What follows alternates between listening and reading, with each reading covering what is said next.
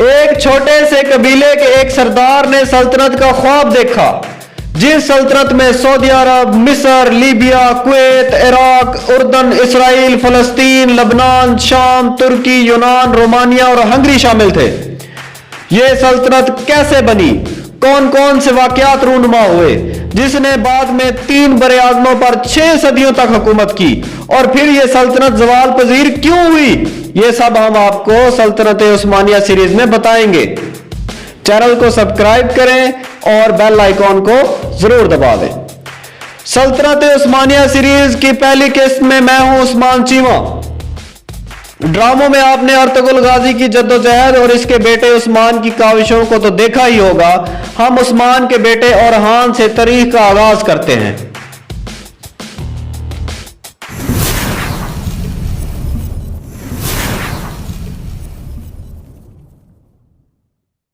عثمان نے 1317 میں بازنطین سلطنت کے اہم ترین قلعے قسطنطنیہ، جسے آج استنبول کہتے ہیں، کہ قریب ایک اہم ترین شہر برسا کا محاصرہ کر لیا۔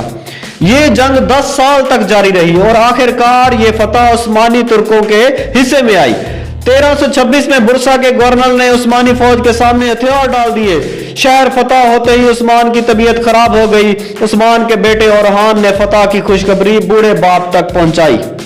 عثمان بہت خوش ہوا۔ اسی طرح عثمان نے اپنی زندگی میں ہی اورحان کو جانشین مقرر کیا اور ساتھ وصیت بھی کی کہ مجھے موت کے بعد برسا شہر میں دفن کیا جائے اور برسا کو عثمانی ترکوں کا دارالحکومت بنا دیا جائے۔ کچھ ہی عرصے بعد عثمان کی وفات ہو جاتی ہے اور اس کو برسا شہر میں دفن کیا جاتا ہے، جہاں اس کا مزار آج بھی موجود ہے۔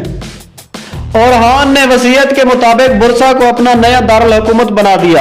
اورحان اب سلطان بن چکا تھا اور باقاعدہ طور پر سلطنت کی بنیاد رکھی جا چکی تھی۔ اورحان کو سب سے بڑا چیلنج رومیوں کی بازنطینی سلطنت کا تھا، جو بہت مضبوط اور طاقتور تھی۔ یورپ کے کئی ملک اور عیسائی اس کے ساتھ کھڑے تھے۔ اورحان اسی دوران حالت جنگ میں رہتا اور چھوٹے چھوٹے لشکروں کا سامنا کرتا رہتا۔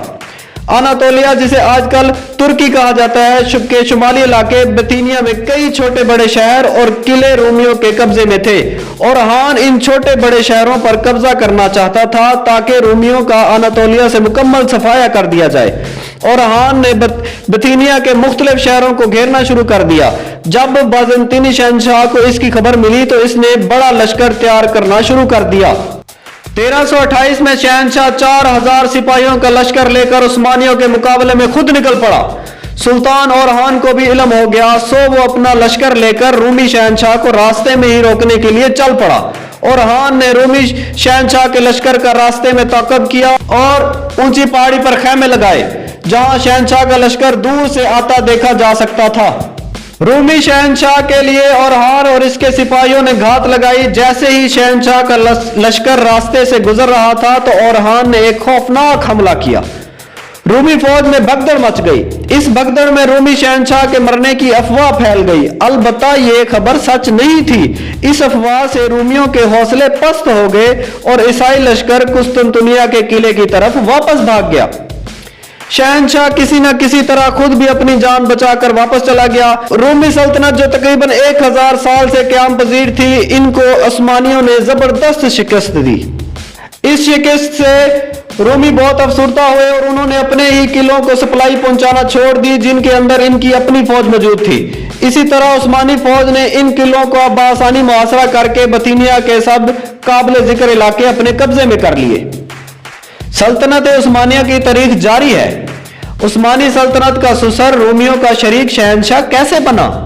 رومن امپائر کا سب سے بڑا جرنیل اورحان سے کیوں ملا؟ رومن امپائر میں خانہ جنگی کیوں شروع ہوئی اور اورحان کیسے مضبوط ہوتا گیا؟ یہ سب ہم آپ کو سلطنت عثمانیہ سیریز کی قسط 2 میں بتائیں گے۔ اگلی ویڈیو تک کے لیے مجھے اور میرے ٹیم ممبر حسن لطیف کو اجازت دیں۔ آپ اپنا بہت سارا خیال رکھیے گا۔ اللہ حافظ۔